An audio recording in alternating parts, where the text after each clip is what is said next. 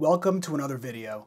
This time I thought we'd take a look at the Enduring Issues essay from the June 2023 Regents exam. But before we go any further, it may be helpful to get a better understanding of the concept of enduring issues. I'll leave a link in the description below to some of my other Enduring Issues videos should you need a refresher. Let's begin as always by examining the 5 documents provided by the Regents.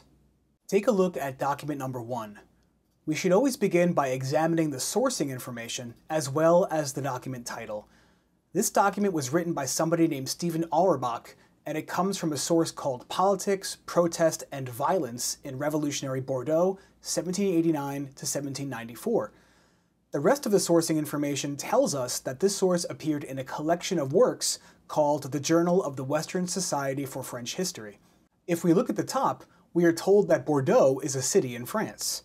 So just by examining this information, we know that document number 1 is about the French Revolution. I'm not going to read the document to you, but it might be helpful to do so on your own. But let's just talk about some of the main ideas that could be found in document number 1. It's a good idea to make yourself some notes in the margins for each document, which can be tricky if they don't give you a lot of room as shown right here. I'm going to put some basic facts about the who, what, when, where, and why up here above the document. My first bullet point says, bread shortages in France prior to the revolution in the late 1700s. This covers part of the what, the where, and the when. The next bullet point says, plans were made to storm the Bastille of Bordeaux to get grain and weapons and prevent a successful royalist uprising against the French Revolution. This covers more of the what and also the why. Now that we have examined the main ideas, let's talk about some outside information and continuity and change over time. When it comes to outside information, a good idea would be to brainstorm some historical circumstances that may have contributed to the history unfolding as shown in the document. I wrote down Enlightenment ideas, absolutism, and the estates system as part of my notes on outside information. Without the ideas of John Locke, such as stating that people should overthrow governments that don't protect natural rights, there likely wouldn't be a French Revolution.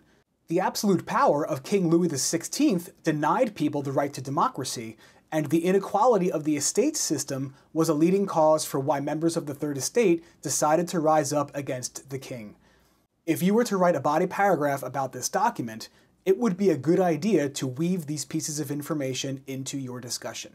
Before we discuss continuity and change over time, let's talk about some possible enduring issues that are reflected in this document. For a list of some of the major enduring issues found on the Regents and their definitions, check out my link in the description below. We should write down as many enduring issues found in the document as we can, because later we will have to find one issue in common in at least 3 out of the 5 documents. This is easier if we have several to choose from. For this document, I wrote down revolution as an enduring issue, since revolutions absolutely impact people in significant ways, and they have been doing so across most of history. This is reflected in the document since people were challenging the rule of the king. I also wrote down conflict as an issue, since the document discussed how there was going to be a fight over the Bastille and the supply of gunpowder. Scarcity is another issue here since bread shortages were discussed. Fear of government is another issue I wrote down, since the revolutionaries in the document were fearful that the king's supporters would violently stop the changes being made. Finally, I wrote down the desire for rights as an issue, since the revolution was taking place largely to protect the rights of the Third Estate. You might also refer to this as the desire for democracy. Now, let's discuss what I mean by continuity and change over time. Using our knowledge of history, we need to show how the impacts of some of these issues have continued over time or have changed over time. We don't necessarily have to discuss the present day, but we should jump a bit forward in the historical timeline. We can also discuss parts of the world outside of France, since the impacts of enduring issues can be felt worldwide. For example, the impacts of revolution and conflict could be felt in the uprising at the US Capitol building on January 6, 2021, since property was destroyed and many people were injured and some were even killed. This is an example of continuity over time, since the impacts of the issues continued long after the French Revolution. Similarly, the impacts of scarcity can be felt long after the French Revolution, which is why I wrote down the hoarding of supplies that were thought to be scarce during the worst of the COVID-19 pandemic in 2020. If you can, you should also write about how the impacts of the issue have changed over time. Though I didn't write it down in my notes here, you could say that France has been a republic since the end of World War II and the ending of the Nazi occupation of France. This suggests that the issue of revolution may not be an issue in France any longer, and that the people don't have to fight for rights to the same extent as they did during the French Revolution. Before we move on, let's give the document a title, since that will make it easier to refer to this source once we begin writing our introduction and body paragraphs. When thinking of a title, you can associate a topic you learned about in class, or simply summarize the main idea of the document into a few words. I will choose to call this one the French Revolution, and I will write it next to document number 1 at the top. Now that we have thoroughly analyzed document number 1, let's move on to document 2. The source information indicates that this was written by somebody named Elizabeth Crawford, and it is called "We Wanted to Wake Him Up: Lloyd George and the Suffragette Militancy." We are also told that this comes from what is likely a collection of sources called Blog History of Government, published by the National Archives of the UK government. This tells us that the document is about suffragettes, which is a term used to refer to women fighting for suffrage, which is defined as the right to vote. The sourcing information also indicates that the document was published in the UK, so I'm going to infer that this document is about women fighting for the right to vote in the United Kingdom. If you read the document for yourself, you'll see that we have evidence to back up my claim that this is about the fight for women's suffrage in Britain. Let's take a look at some of the main ideas I wrote down about this source. I wrote down violent attacks against government officials such as David Lloyd George in early 1900s by militant leaders of suffragette society. This covers a great deal of the what, when, and who. Then I wrote how this was done out of frustration for women not having the right to vote in Britain. Now I've covered the where and the why. For outside information, I chose to put down how Enlightenment philosopher Mary Wollstonecraft argued for women's equality during the Enlightenment. This is a good historical circumstance that can give the document some backstory should we choose to write about it in our essay. Let's move over to possible enduring issues for this document. After reading it for myself, I saw evidence of conflict, inequality, protest, demand for rights, and the use of terror. All of these can be considered enduring issues because they have had problematic effects on humans across vast stretches of history. Finally, let's talk about continuity and change over time. Remember, we do not have to focus solely on the UK here. In terms of change, we could say that women got the right to vote in both the UK and the United States after World War I. Specifically, women's suffrage was instituted with the 19th Amendment to the US Constitution in 1920. For an example of continuity, we could choose to briefly discuss the protests associated with the Black Lives Matter movement, since this encompasses many of the issues associated with the document, such as protest, inequality, and the demand for rights. Let's give this document a title. I will choose to call it Women's Suffrage Movement in Britain, and I will write it at the top next to document number 2. Let's move on to document 3. As always, let's look at the sourcing information first.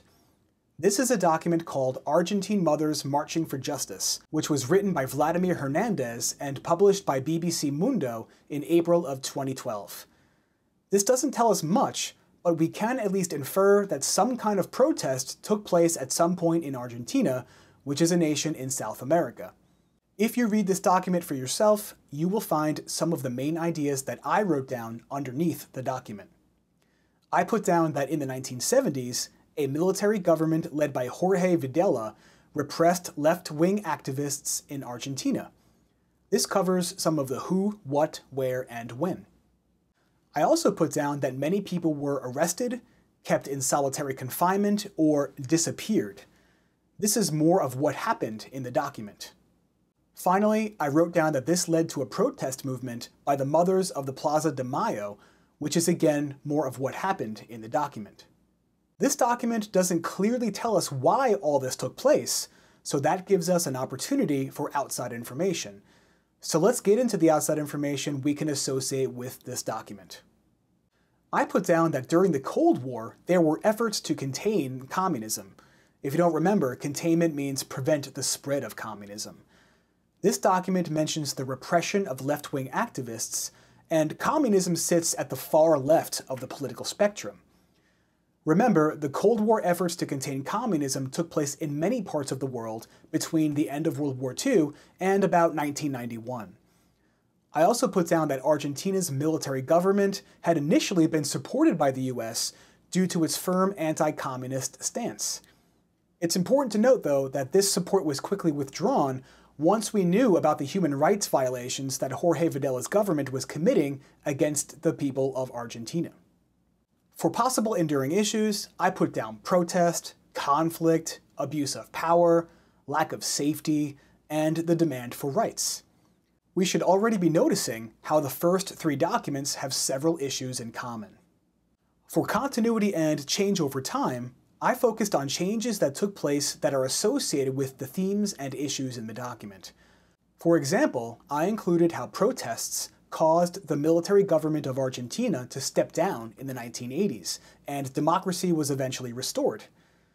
I also wrote down that containment policies overall began to subside after the fall of the Soviet Union in 1991. Therefore, the issues of protest, conflict, abuse of power, lack of safety, and the demand for rights were fortunately no longer as prominent in Argentina. Let's give this document a title. I'll call it Protest Movement Against the Military Government of Argentina, and I'll put it at the top next to document number 3. Document 4 is called Remembering Iran's 1979 Islamic Revolution, and the sourcing information indicates that it was published as a series by NPR in 2009. After reading the document, I can summarize some of the main ideas below. I wrote that in the late 1970s, an Islamic revolution took place in Iran. This covers some of the what, where, and when. I also wrote that protests against the government were carried out by university students in Tehran, which is the capital of Iran. This is more of what happened in the document. I then wrote that students wanted democracy, which covers why this event took place. Finally, I said that the Shah, who was the leader of Iran at the time, abdicated and was replaced by revolutionary leader Ayatollah Khomeini. To abdicate means to give up one's position of power. Moving on to outside information associated with document 4, I put down that Shah Reza Pahlavi was an absolute leader of Iran. Again, this was the person in power before the revolution.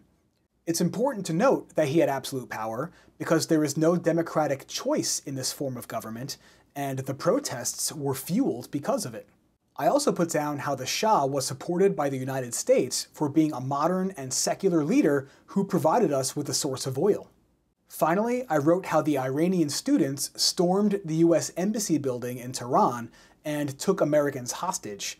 In the US, this was known as the Iran hostage crisis.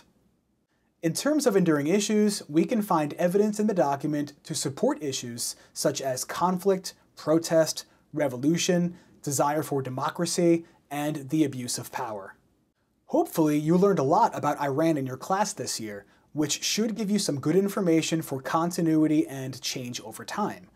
For continuity, I wrote that there have been continued protests against the treatment of women in Iran, centered on the issue of wearing the hijab, which is a piece of clothing that covers the hair. I also wrote that the Islamic fundamentalist government is still in charge, which means that true power is held with the religious leaders. Yes, despite the protests in 1979, democracy did not really come to Iran. Finally, I said that this religious and non-democratic government is still in power in Iran, despite international sanctions being placed on Iran for its nuclear program and for its support of groups around the world that the US considers to be terrorist organizations. There hasn't been much change in Iran since the revolution, so I didn't include any notes about that here. There is still no true democracy and protests continue. If you wanted to, though, you could mention how women had more freedom in terms of appearance before the revolution, and now they are forced to wear the hijab. This would represent a change over time. Let's call this document The Islamic Revolution in Iran. Again, I'll write the title at the top of the document. One more document to go. This one is a picture, so we finally get a break from all the reading. Let's first look at the sourcing information. This image comes from a source called For Chinese, the Tiananmen Square Massacre is Still Too Taboo to Talk About, which was written by Catherine Henriette and published by the Epoch Times in 2015.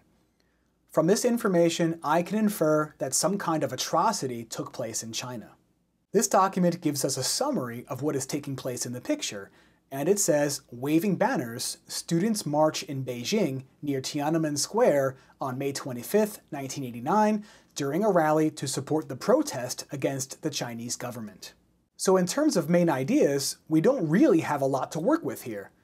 I'll simply put that in 1989, Chinese students protested against the government in Tiananmen Square, which is in the capital city of Beijing. This covers the who, what, where, and when, but not the why. Let's see if we can dig into the reasons for the protest in our outside information. Let's begin with stating how modernization and westernization took place in China under Deng Xiaoping, and that under his rule, there was economic freedom in China, but no political or social freedom. This was a totalitarian dictatorship that was responsible for instituting the one-child policy. This information helps us address why these protests occurred. Finally, I wrote down a bullet point about how Tank Man appeared during the violent government crackdown on student protests. This image is widely known as a symbol of resistance during the Tiananmen Square massacre. For enduring issues, we have evidence in the document to support the issues of protest and the demand for democracy. You probably learned a lot about modern China this year, which gives us a lot to work with for continuity and change over time. Again, we really only have continuity here, despite the protests for changes in 1989. The Communist Party still rules China, and no democracy exists under the totalitarian dictatorship of current President Xi Jinping. In addition, extensive censorship has existed in China both before and after the protests. It's only been made more extensive with government control over the internet. Finally, the social credit system also helps the government control the behavior of people and limit their freedom. If you wanted to, you could even include how there have been continued government crackdowns on democracy movements since the Chinese Communist Party has effectively stopped anti-government protests in Hong Kong, which had been popping up on and off between about 2013 and 2020 before being effectively stopped by the government based in Beijing. Let's give this document a title. I'll choose to call it Student Protests in Tiananmen Square, and I'll write it at the top of the document. Now that we have analyzed the documents, we'll have to choose which 3 to include in our essay. The first step would be to see which enduring issues are common in at least 3 out of the 5 documents. If we go back to our notes, we'd see the following. Conflict appears in documents 1, 2, 3, and 4. Protest appears in documents 2, 3, 4, and 5. And the desire for rights appears in documents 1, 2, and 3. So we'll choose one of these issues since we need to write about one issue and how that one issue has affected people in at least 3 out of the 5 documents. I will choose protest since it meets our first requirement, and also because I know I can define what protest means in my essay. I'll also choose the issue of protest because it appears in the documents in which I can discuss a lot of outside information and continuity and change over time. Thanks for watching this video analysis of the Enduring Issues documents that appeared in the June 2023 Regents exam in Global History and Geography.